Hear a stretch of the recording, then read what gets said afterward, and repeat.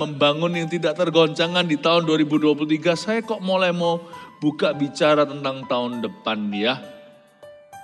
Sambil kita buka ayatnya dulu di yang ayat emas yang saya pilih untuk jadi pembahasan kita di Ibrani pasal 12, buka di sana saja. Tahun-tahun ke depan akan challenging. Bukan karena prediksi dunia malahan suram. Tapi sepanjang hari ini, I spoke the words of hope. Saya ucapkan kalimat iman dan kata-kata pengharapan. Ada perkecualian, berkat peluputan itu ada loh. Ada beneran.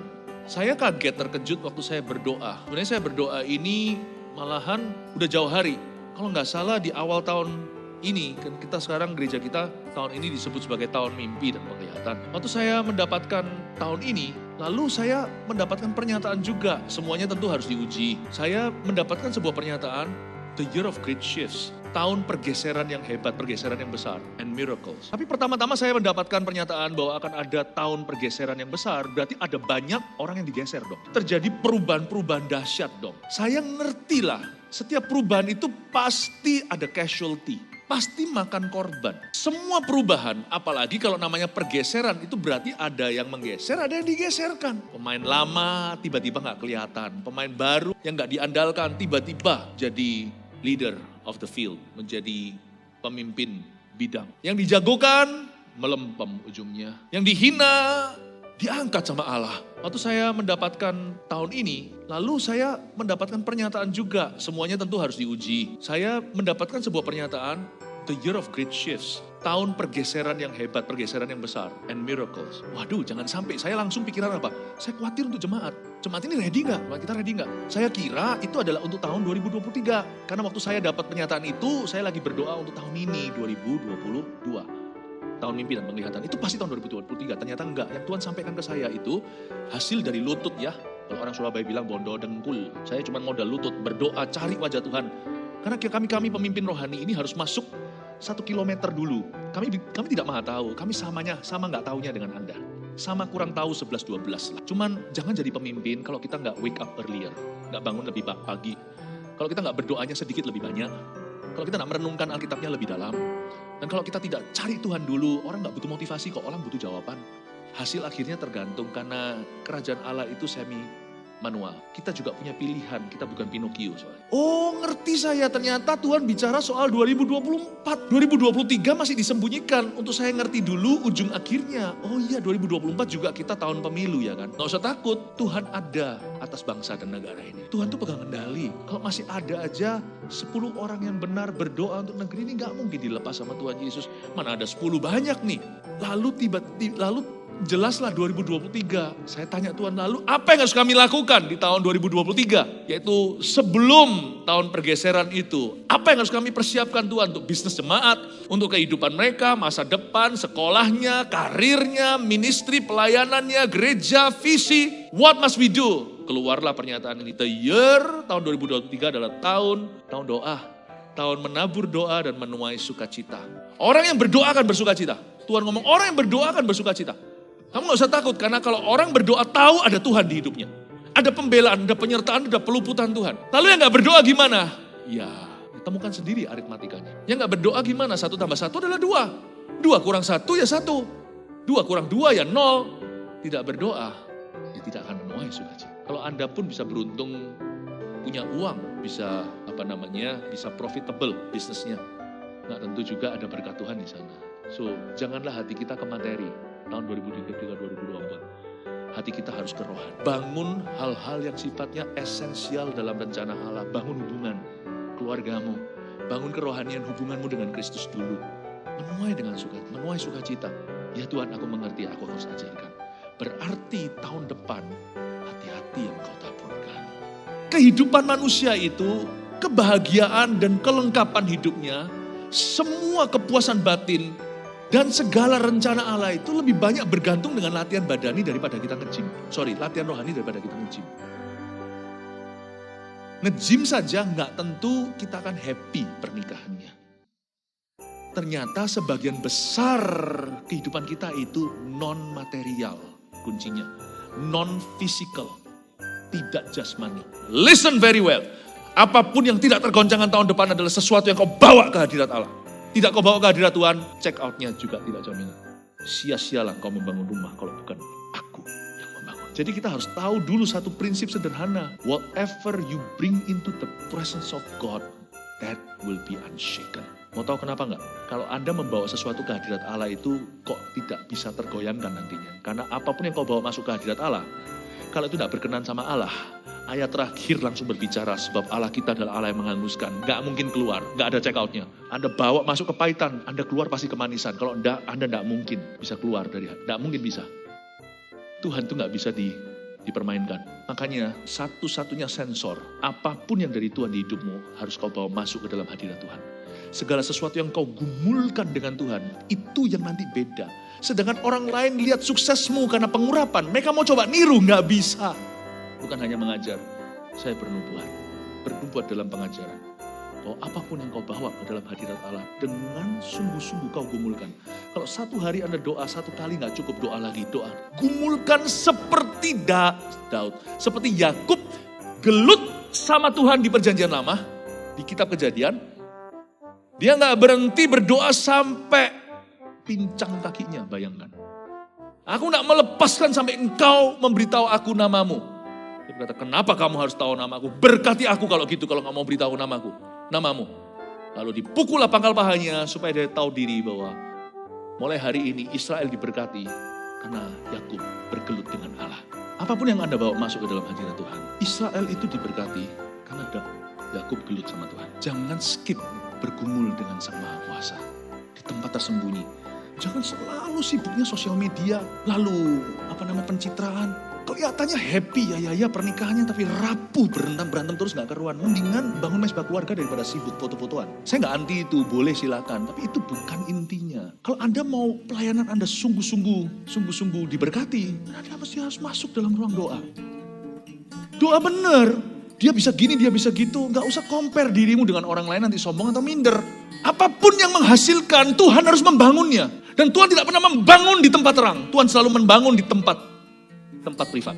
Whatever you say, apapun yang kita katakan, apapun yang kita dapatkan di tempat tersembunyi atau privat tadi, Tuhan yang akan broadcastkan nanti di tempat umum. Kuasamu terletak di dalam tempat tersembunyi dengan Tuhan. Itulah Bukit Sion. Baik itu bisnis Anda atau apa, perhatikan dengan seksama. Bangunlah dari hadirat Allah. Jikalau bukan Tuhan yang menjaganya, sia-sialah orang bisa menjaganya.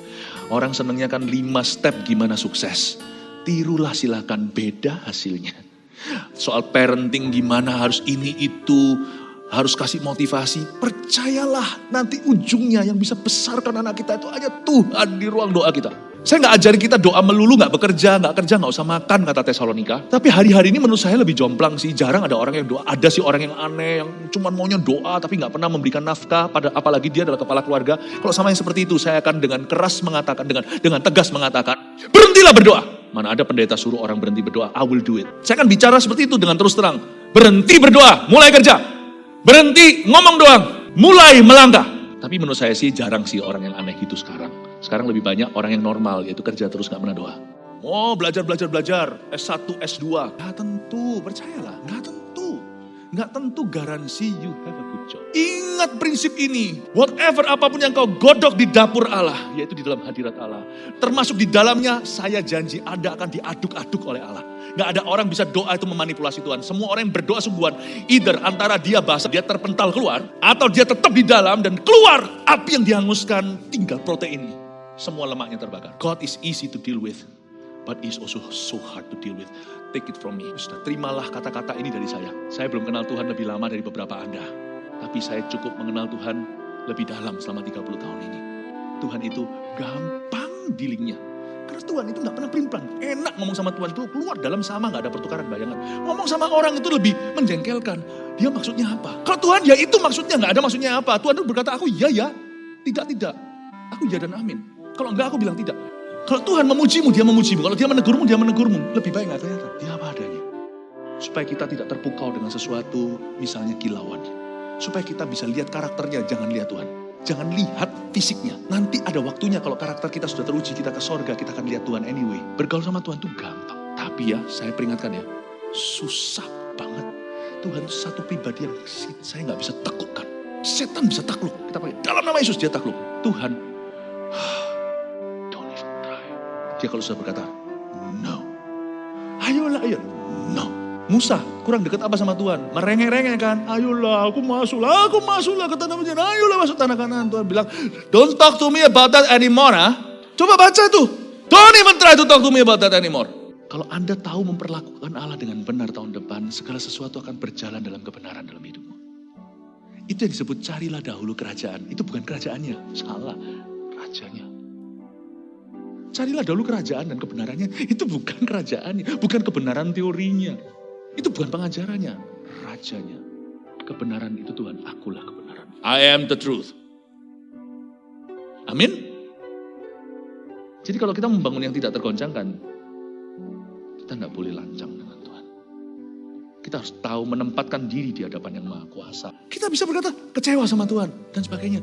Menurut saya, gimana hidup kita nggak tergoncangkan? Kalau hubungan kita dengan Tuhan goncang, kalau worship kita goncang sama Tuhan. Pengenalan kita goyang. Orang yang tidak tergoncangkan, apapun yang dia bangun. Mazmur 1 itu, gak semudah merenungkan firman itu baca berapa ayat lalu pasti dapat berkat. Enggak, tapi orang yang baca ayat dan ngerti karakter Allah. Bukanlah orang yang merenungkan firman, apapun yang diperbuatnya berhasil. Orang yang merenungkan firman siang dan malam, dia mudeng, ngerti. Itu yang dijamahnya apapun berhasil. Sebab apapun yang dijamahnya setan lari. Apapun yang dijamah oleh orang yang mengenal Tuhan, Tuhan yang membangunnya. Sehingga tidak sia-sia. Allah yang menjaga kotanya. Dan kepada jemaat anak-anak sulung yang namanya terdaftar di sorga. Jemaat anak-anak sulung maksudnya apa? Yang namanya terdaftar di sorga. Jemaat anak-anak sulung itu bukan gereja mula-mula. Tapi koko-koko kakak-kakak rohani dalam kerajaan Allah. Orang-orang yang punya pengenalan akan Allah. 1 Yohanes berkata, kepada kamu anak-anak karena kamu tahu dosamu diampuni. Itu masih levelnya children. Kita harus dewasa rohani. Kita gak boleh hanya teori, kita harus mengenal Allah sungguhan. Anak-anak muda, kamu kuat, kamu bisa mengalahkan si jahat. Tapi kepada kamu, bapak-bapak, karena kamu mengenal Allah. Bagus ya? Itu bukan bicara soal usia loh. Karena orang yang sudah tua tapi kekanak-kanakan juga ada. Orang yang masih muda tapi bijaksana seperti orang tua juga ada. Jadi dan kepada jemaat anak-anak sulung yang namanya terdaftar di sorga itu bicara tentang orang-orang yang dewasa iman. Kakak-kakak rohani dalam kerajaan. Kepada jemaat anak-anak sulung yang namanya terdaftar di sorga. Kepada Allah yang menghakimi semua orang dan kepada roh-roh orang-orang benar yang telah menjadi sempurna. Itu orang yang sudah mati. Kita gak bisa disebut roh yang sudah sempurna sampai kita meninggal dunia atau Tuhan datang kembali. Kita di dalam tubuh kemuliaan. Jagalah supaya kamu jangan menolak dia. Powerful. Kamu jangan menolak dia yang berfirman. Sebab jikalau mereka yang menolak dia yang menyampaikan firman Allah di bumi, tidak luput. Apalagi kita, jika kita berpaling dari dia yang berbicara dari sorga. Waktu itu suaranya menggoncangkan bumi, tapi sekarang dia memberi janji. 1 kali lagi aku akan menggoncangkan, bukan hanya bumi saja, melainkan langit juga. Kita justru jangan takut, jangan khawatir kalau kita nggak dengar suara Allah. Khawatirlah kalau dia bersuara, kita tahu. Kita pura-pura gak tahu. Jangan menolak dia itu berarti gak ada kata-kata jagalah supaya kamu jangan kelewatan dia yang berfirman. Atau kamu jangan sampai luput dengan suaranya. Gak ada. Penulis Ibrani sangat yakin domba pasti dengar suara gembalanya. Cuman kalau belum dengar ya memang belum waktu. Karena gak butuh untuk itu. Bukan butuh untuk itu. Kadang-kadang kita paksa Tuhan bicara karena nafsu. Ya Tuhan gak mau ngomong lah. Tapi nanti kalau memang sungguh butuh di mata Allah, Tuhan tahu kita perlu, dia pasti bicara. Dan kita pasti tahu. Saya pernah sekali ketemu sama anak muda yang kecewa sama Tuhan, akhirnya memikirkan untuk gak jadi orang Kristen. Pasti dia keluar dari gereja, karena dia berdoa puasa. Dia puasa beneran dan minta Tuhan bicara sama dia tentang pasangan hidupnya.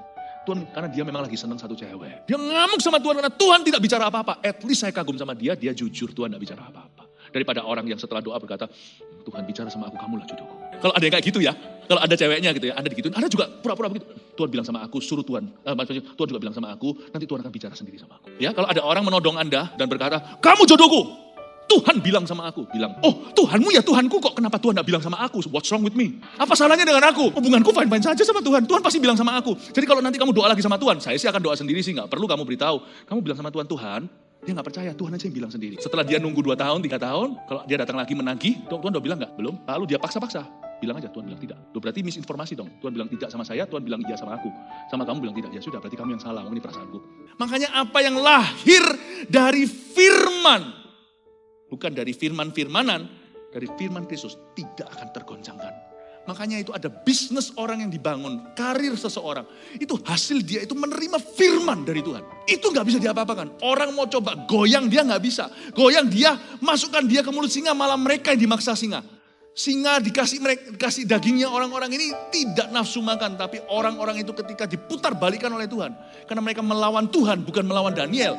Mereka dicemplungkan ke gua singa. Belum sampai mendarat, udah dicabik-cabik sama singa. Listen very carefully. What comes from the Lord will establish. Jadi kita harus tahu bahwa yang tidak tergoncangkan tahun depan adalah yang lahir dari firman. Bukan lahir dari keinginanmu, bukan lahir dari pikiran positifmu, bukan lahir dari angan-anganmu, bukan lahir dari cita-citamu sendiri, planningmu. Makanya itu sebelum planning, cari firman, cari Tuhan. Ayat 28, yuk. Jadi karena kita menerima kerajaan yang tidak tergoncangkan, marilah kita mengucap syukur. Bagus ya, ucap syukur aja deh. Apa yang tangan kita bisa temukan, lakukan, mengucap syukur. Dan beribadah kepada Allah menurut cara yang berkenan kepadanya. Di mana sih cara berkenan? Dengan hormat dan takut. Sebab Allah kita adalah api yang menghanguskan. Ingat ya, simple ini aja, lot atau bagian kita. What is our lot? Parking lot, itu tempat parkir E12, B1, di basement 1, E12. Ingat loh mobilmu, banyak orang hilang. Bagian mana mobilku tadi? Jangan sampai lupa diri. Our lot is simple. Do everything with thanksgiving. Lakukan semuanya dengan ucapan syukur dan dengan hormat dan takut, maksudnya dengan integritas yang tinggi. Tugasmu cuma itu, hai parking lot kendaraan Tuhan. Kita kan hanya kendaraan. Cuma itu saja. Ingat E12 basement 2. Jangan lupa do everything with thanksgiving. Lakukan dengan ucapan syukur dan dengan integritas. Percayalah di Tuhan sendiri yang campur tangan pada waktunya. Bangunlah apa yang tidak tergoncangkan. Kalau kita bangun sesuatu yang asal-asalan, jangan heran. Apalagi kalau kita bangun sesuatu, nabur sesuatu yang sia-sia. Jangan heran kalau kita menuai yang sia-sia pula. Hati-hati, hati-hati benih apa yang kau bawa tahun depan. Makanya itu bawalah dirimu dulu ke Bukit Sion. Ayat 22 itu seperti perkumpulan doa ya. Kalau Anda baca loh, seperti pertemuan doa gak sih? Kelihatannya kayak kebaktian ya, kayak ibadah. Seperti perjumpaan yang disengaja dengan Allah. Ayat 22 ini yang disebut bukan latihan badani yang sementara atau terbatas sifatnya. Ini adalah latihan rohani yang sifatnya kekal dan lebih mantap lah ceritanya. Jika diberkati, silakan membagikan untuk memberkati orang lain.